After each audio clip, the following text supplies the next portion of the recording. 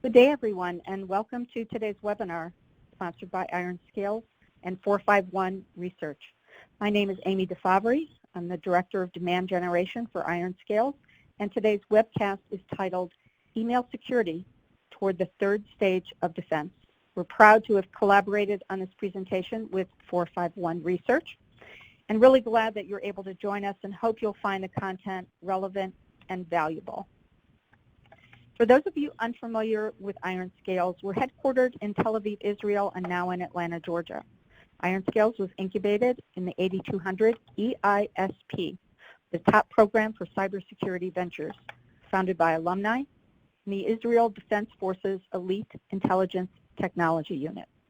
The IRONSCALES team, headed by Eyal Benishti, a former security researcher and malware analyst, is comprised of top-tier talent from high-level business executives and management to security researchers, pen testers, and cybersecurity product experts, as well as specialists in the field of effective interactive e-learning.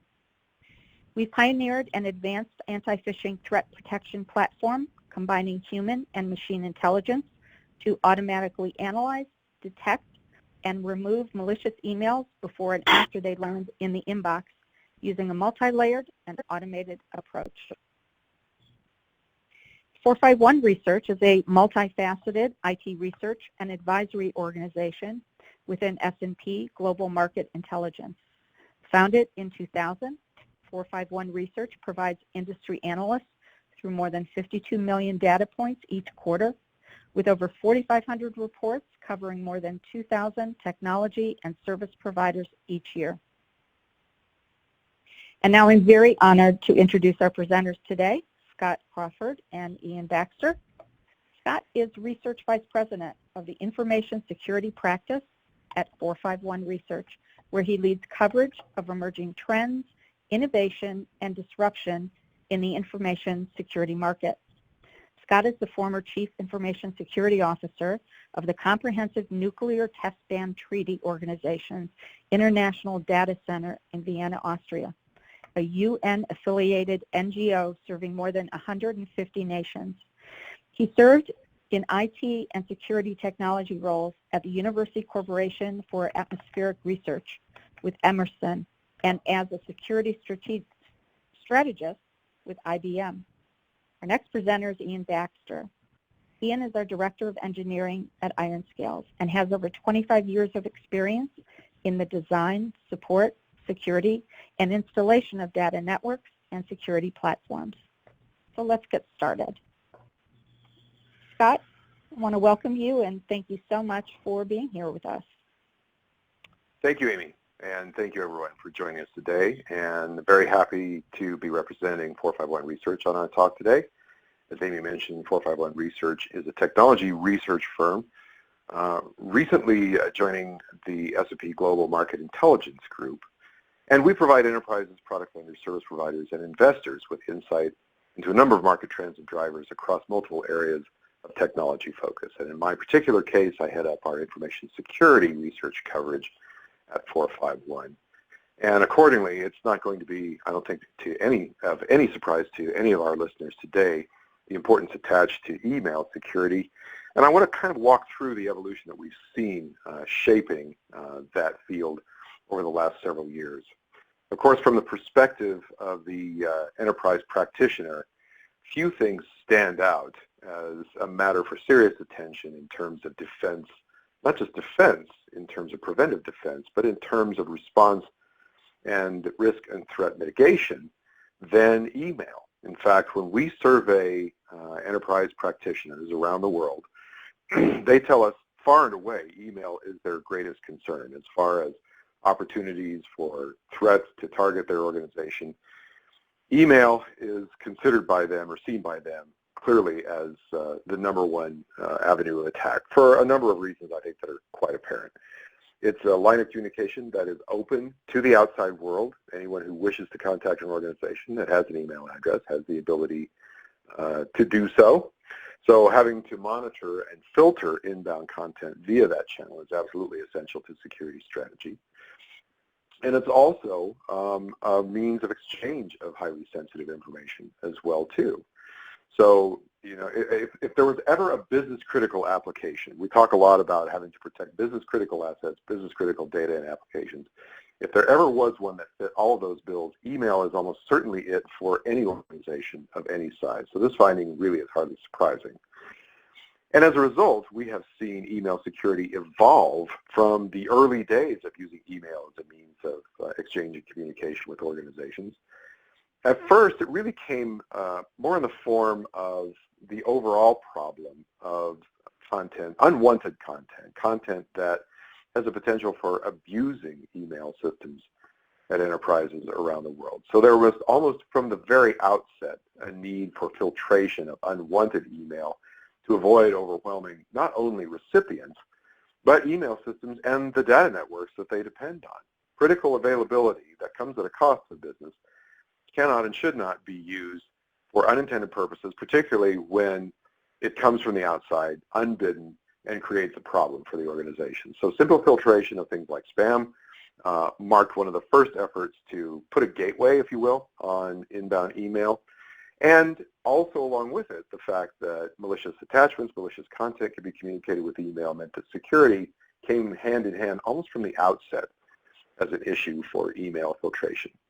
One of the advantages of leveraging email and visibility into email gateways, not only to stem this flow of unwanted content, but also to stem the inbound movement of attacks, was that it became a source of good threat intelligence, a source of samples for things like malware, what we would consider today malware, and related types of content that could pose a threat to the organization. So the ability to leverage what's being seen in email channels and use that to the advantage of the enterprise in defending it against those types of attacks meant that email became a primary source of threat intelligence for organizations large and small. One of the first things that had to come, though, with email filtration was not just the ability to recognize both unwanted and malicious content, but the ability to respond to it. You don't really want that stuff getting to the intended recipient for any number of reasons, and availability and unintended utilization of enterprise networks being one of them, but of course the threat that they pose in terms of attack being one of the reasons why it's very important to keep that malicious content away from the intended recipient. So response was almost from the outset part of email filtration, and very basic, segregation of these messages primarily to a spam folder in most cases. But as email gateways continued to evolve, we began to see the development of the ability to quarantine unwanted content, quarantine malicious content and attacks spawned by email. We also began to see the ability to report on metrics and findings that came out of the analysis of this inbound flow of unwanted content. In fact, one of the things that became apparent early on was just the sheer volume of unwanted email that targeted organizations. In fact, organizations like the MAWG, I probably didn't get enough A's in there, but basically a working group that existed to monitor trends in malicious email and email abuse, estimated during the late 2000s, decade from 2000 to 2010 and thereabouts, that nearly 90% of all email was unsolicited, unwanted, and what they would consider abusive email. So we began to get good metrics fairly early on in terms of visibility into that content for both unwanted and malicious content. But when it came to how to deal with response, a lot of those responses were largely rules-based. In other words, they had to be written out manually or devised in response to specific conditions seen in the flow of email into the organization. Now, given the expansion of email gateways across organizations, a lot of this became repeatable fairly quickly from one organization to the next, but it was still largely rules-based, which meant that in many cases these rules were manual, and oftentimes they relied on significant user input. Users would have to identify domains that they wanted to filter out, or they would have to report, quite often, email that was unwanted or deemed malicious. And one of the other things that happened in this early stage was not just attaching malicious content to email messages in the hopes that it would enable an adversary to find a way into the organization, but was additionally leveraging the ability for someone to convince a recipient that the email should be acted upon, which led to attackers finding ways to manipulate recipients into launching attacks. And this is the origin, the early days of what we would consider phishing today. All of these we consider part of phase one of email defense and email security. A later elaboration we began to see as security became an even more significant problem and became as significant a threat to the organization as spam, whereas spam posed problems in terms of utilization and overwhelming email systems with unwanted email. Security became even more of a threat in terms of targeting the organization and targeting personnel in the organization in the attempts to for an adversary to gain some sort of a meaningful foothold in the organization, whether it was to gain access to credentials, gain access to sensitive information that could then be further exploited in some other way or exfiltrated out of the organization. Security became at least as significant and in many cases more significant problem for organizations than spam. And phishing itself began to evolve into becoming a primary way into the enterprise for the adversary. In fact, we saw attacks such as spear phishing that became even more precisely targeted to a specific organization and crafting attacks in ways that would elicit a response from a specific recipient or about a specific subject with a very finely honed target in mind. We also saw security begin to go beyond tactics like antivirus to filter out malicious content. So we began to see the application of threat research in other areas applied to recognizing malware being communicated via email. We began to see the rise of tactics such as sandboxing to handle malicious content or attachments that had heretofore been unrecognized. But if they had attributes that made them suspicious, a sandbox could be launched to execute the malicious content and see if it had, in fact, malicious behavior. And if it did, to be able to recognize it as soon as it was executed and be able to quarantine and segregate that content accordingly. Now, we begin to see the expansion of those participating in email security in certain specific ways, namely the ability to leverage the scale and elasticity of the cloud. Given the volume of email, given the number of organizations needing coverage and the ability of the cloud to centralize a lot of this capability, it also enables providers of email security to centralize their research, centralize their defensive tactics, and apply them to cloud-based gateways. And as opposed to on-premises products approach, where the product would have to either wait for or send out a query for an update for things like rules and signatures, for example. When an email gateway is deployed in the cloud, then the ability to make updates and even changes to features, to functionality, can be made very quickly and simultaneously made available to all subscribers all at once.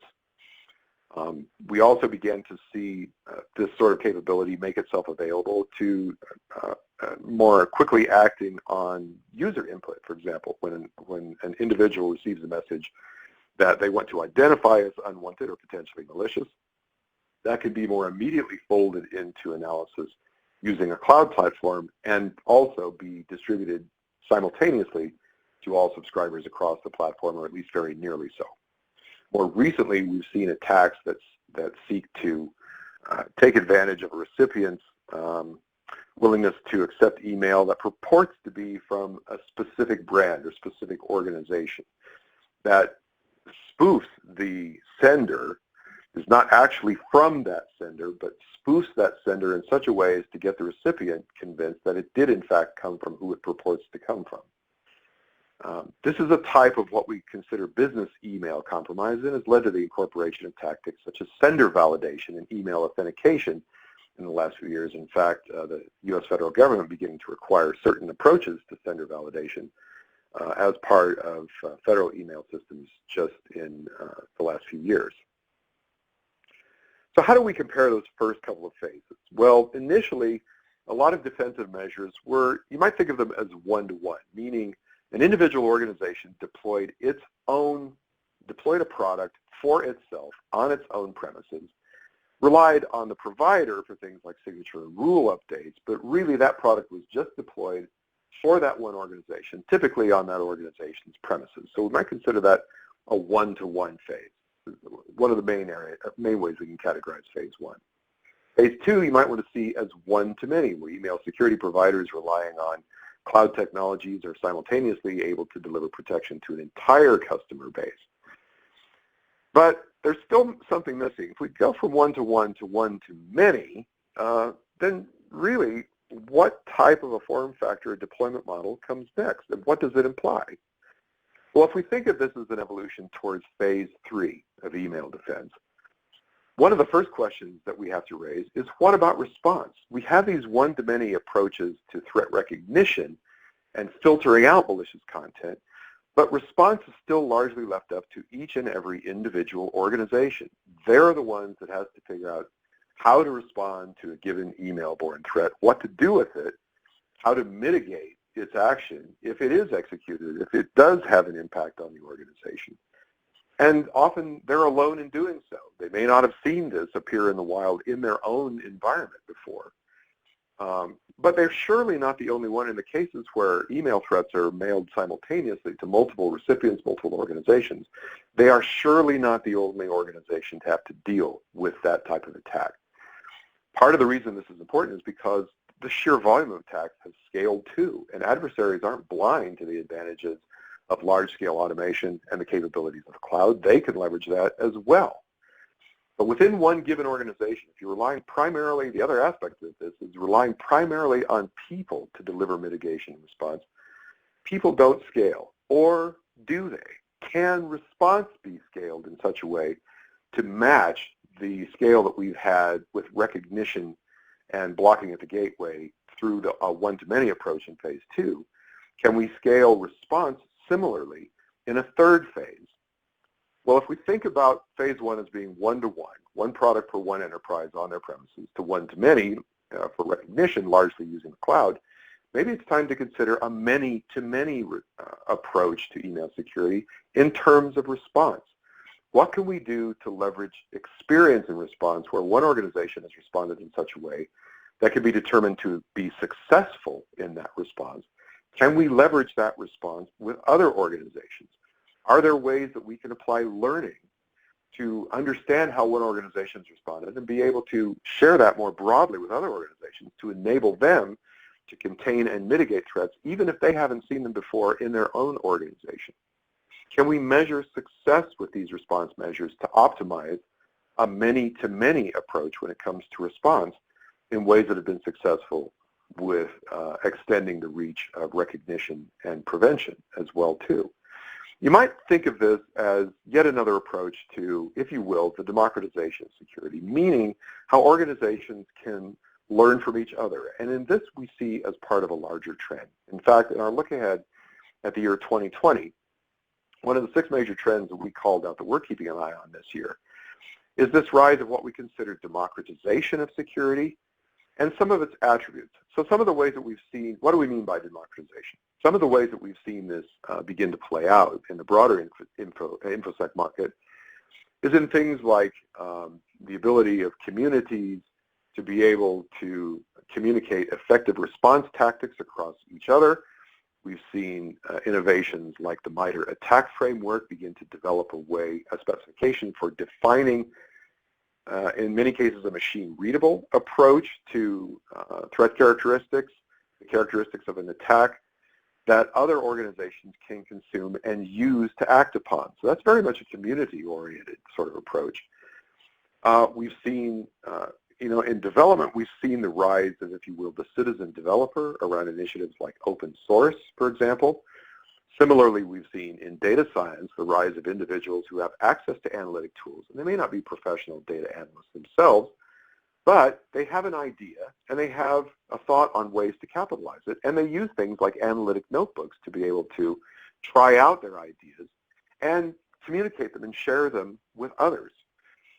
We've seen things like bug bounties in terms of soliciting security researchers for their insight into not only vulnerabilities, but also novel attacks that can be prevented before they become widespread. So part of this larger trend, these are all aspects of what we see as a growing approach to democratization of security that's very much needed because the scale of the threat landscape and the scale of the threat that every organization faces is too large for any one organization by themselves in many, many cases. So what we can learn from each other and what we can learn from those with a good idea that we might not otherwise have the opportunity to capitalize on those good ideas. We need to take advantage of these opportunities wherever we can, and we expect to see much more of that in the year 2020 and beyond. In fact, looking even farther ahead, we can foresee a time where response is largely driven, in many cases, by autonomous decision-making. So when an organization encounters a security scenario that can be dealt with through automation, particularly when other organizations have seen it and been able to deal successfully with it themselves, the ability to communicate that effective response can not only serve to protect many other organizations who can benefit from that learning, but to accelerate response and to reduce response times, reduce things like dwell times in some cases, attacks in organizations. Adversaries may penetrate an organization within minutes or hours. It may take days, if not weeks, for an organization to recognize it's been penetrated. So the ability to communicate effective response and the ability to automate that response when possible and to apply learning technologies to be able to learn from one organization or many organizations to learn from another are part of this evolution that we expect to see unfold in the next few years. So with that, let me turn our talk over to Ian. And Ian, why don't you tell us what you're seeing from the IRONSCALES point of view? Thank you, Scott. Much appreciated. I really appreciate the insights that your research shows. That's some really good, valuable information there. So as Scott talked about, email security has been a constantly evolving arms race with attackers. And up till fairly recently, this technology has mainly been limited to secure email gateways or SEGs. And by the way, this includes Microsoft ATP as well, right? ATP is doing basically the same thing. It's kind of signature matching against known attacks and so on. But as we've already seen from Scott's presentation, there are many reasons why the technology needs to progress beyond this limited legacy approach. So this slide shows how IRONSCALES has been evolving. And our story really starts at what Scott showed as being phase 3 and beyond. So we start in 2015, we start at the mailbox level. Quite frankly, the best time to stop a phishing attack is before it gets through your email gateway. Yet fully a quarter of attacks bypass these existing prevention measures completely undetected. Now, this isn't a knock on any specific SEG vendor or SEGs in general, and again, including Microsoft ATP in this. But as we've heard, attacks are evolving beyond what SEGs were designed to do. Email security needed to quickly elevate beyond simple signature-based analysis and start evaluating messages based on context around individual email patterns. The most advanced targeted attacks that we see are what we call non-signature based or fileless attacks. An example of one of these kinds of attacks is an impersonation attempt where, for instance, the payroll department might receive an email asking them to change an employee's direct deposit instructions, something like that. Very targeted and without any links or attachments. As Scott said earlier, we call this business email compromise, or BEC, and there are a number of variants of this type of attack. Person impersonations, domain impersonations, those kinds of things. So what we do is we constantly evaluate whether or not a certain email makes sense when viewed against how each individual user uses their emails. So it's things like not only who the user receives emails from, but how they interact with those emails. Do they reply to them? Do they delete them? Do they archive them? And so on. And this then helps the system determine whether or not an email makes sense when compared to how they usually interact with their emails. And if we find something suspicious, we'll flag any anomalies to the end user so they can recognize the anomaly and report it if necessary. The average time to open a malicious email of a single end user on average is 82 seconds. And so what we're doing is we help you continuously fight phishing where it hurts the most inside the inbox. And that's how we started IRONSCALES. So next, we combined human and artificial machine intelligence into a hybrid control that provides AI-powered email security. You know, humans plus computers will yield better results than either the most talented humans or the most advanced algorithms working in isolation. With millions of sophisticated email and phishing attacks targeting inboxes around the world, it's nearly impossible for organizations to keep up using traditional static threat intelligence sources. So to help solve this epidemic, IRONSCALES harnesses the collective expertise of more than 1,000 security professionals working for organizations around the globe. This is this many-to-many approach that Scott was talking about. So we built this community that shares threat intelligence in real time amongst that community. We'll talk a few more specifics around this in a few moments, but this community is built initially on human-reported and vetted threat intelligence, and then uses artificial intelligence in a constant feedback loop to predict which other attacks could be malicious. This is hugely useful in order to detect previously unseen polymorphic versions of attacks. It's so easy to change the sender or to tweak the subject line or to change the email body slightly.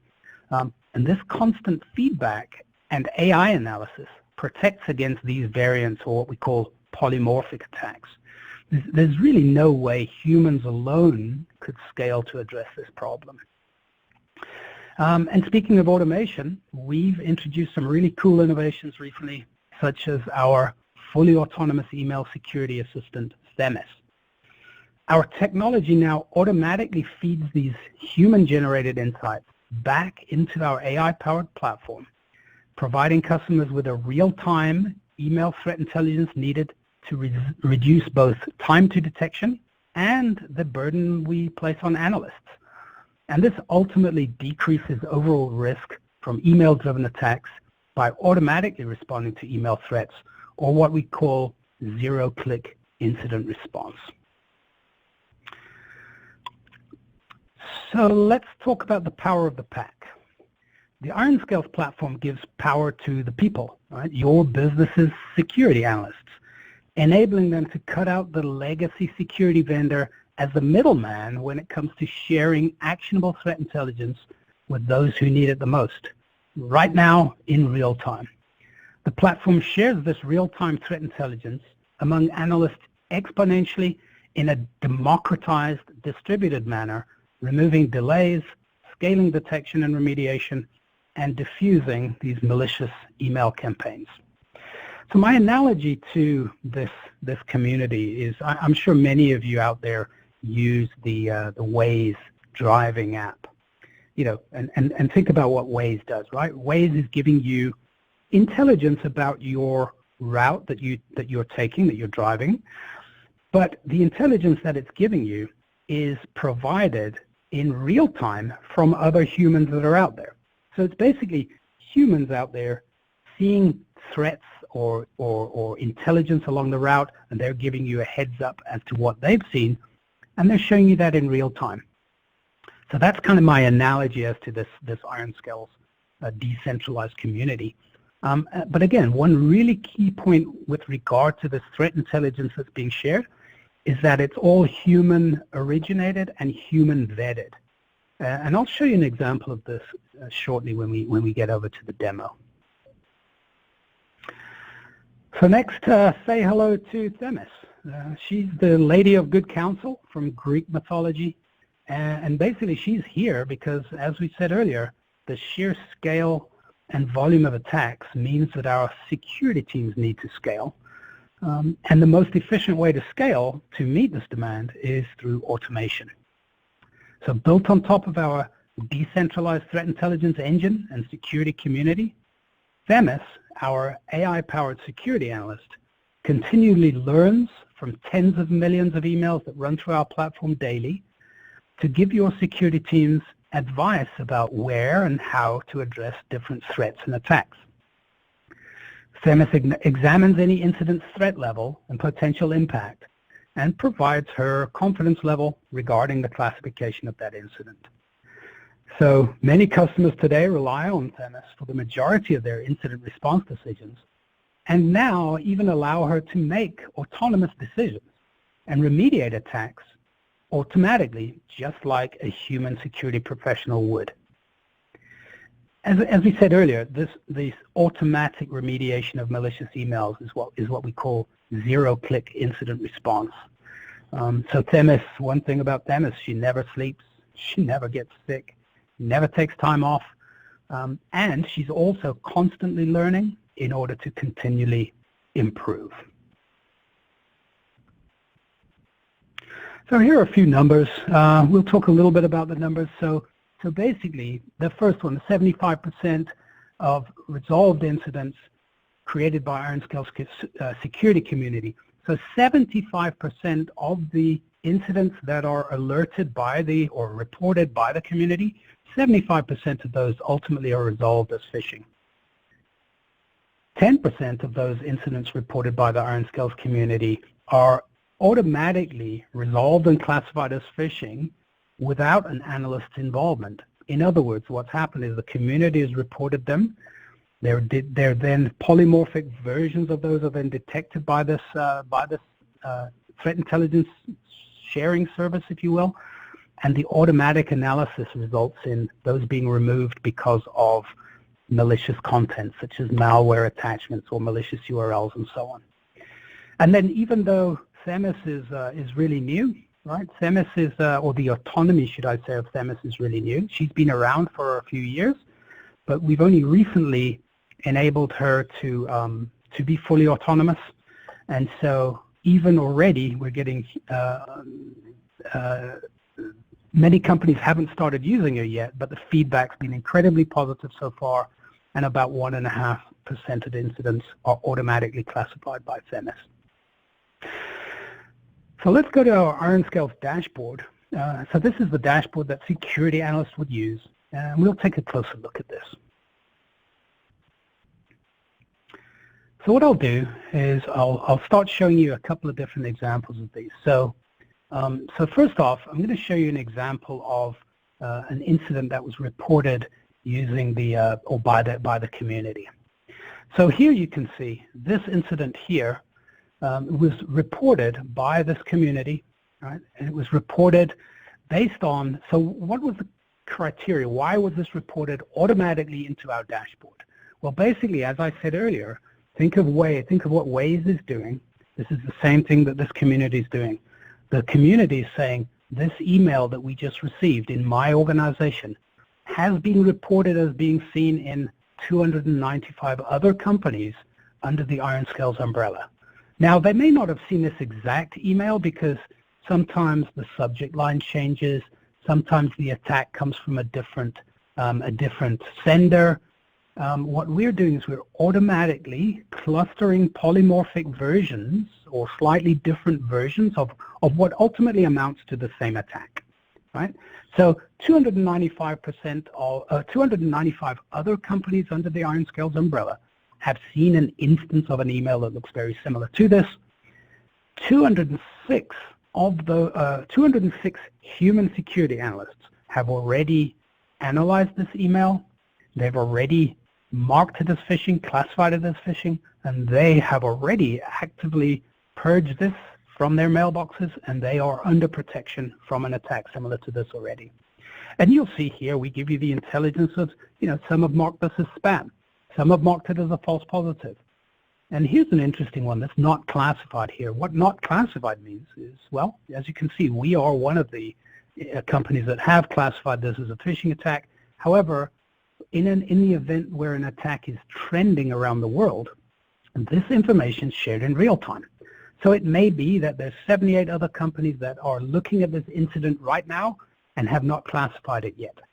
But what they are seeing is they're seeing basically this intelligence to say that those that have received it, 70% of them have marked it as phishing, and as these security analysts resolve this incident by marking it as a phishing attack, false positive, or spam, these numbers will change in real time so that at any point in time, any security analyst looking at this is getting an up-to-date picture in real time of what other human security analysts have verified this attack to be.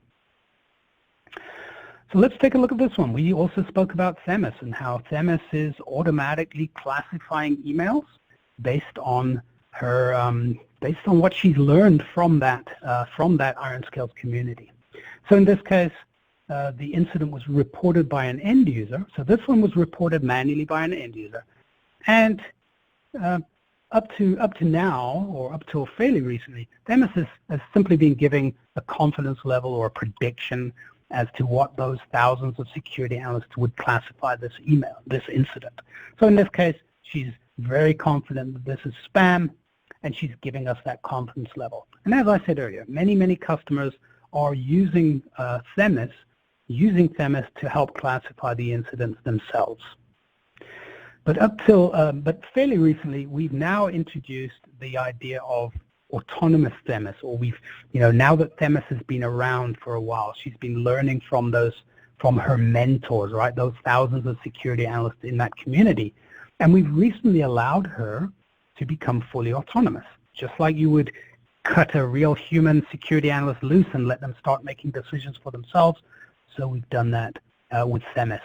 And the idea being is that you can, in the configuration, you can set a slider to say, you know what, if THEMIS is greater than a certain percentage of her confidence level, she's over a certain confidence level, let her make the decision automatically and fully resolve the incident after her analysis. So if you look at this one, in this case, THEMIS this was reported by an end user, right? It was reported into the dashboard. THEMIS took a look at it, and she was 86% confident that this is a phishing attack, and therefore she immediately resolved that. So now we're completely reducing that incident response time from when the user reported this email, that incident response time from initial report to full remediation across the entire organization is now under a second. So Amy, I think I'll hand this back to you for any more comments or a wrap-up. That's great. Well, really appreciate it, Ian. Thank you so much. And all of us here at IRONSCALES appreciates the great presentation that Scott and Ian gave. It's great to have our audience with us, and very much appreciate the insightful conversation. We do have a slide here that gives the information for 451 research, and we did have a slide for us, and here it is for IRONSCALES. So feel free to contact Scott at 451 Research, and you can contact Pat Mack at IRONSCALES. Appreciate it, Scott and Ian. Thanks so much. Thank you, Amy. Thank you, Ian. Great presentation. Thank you. Thank you very much.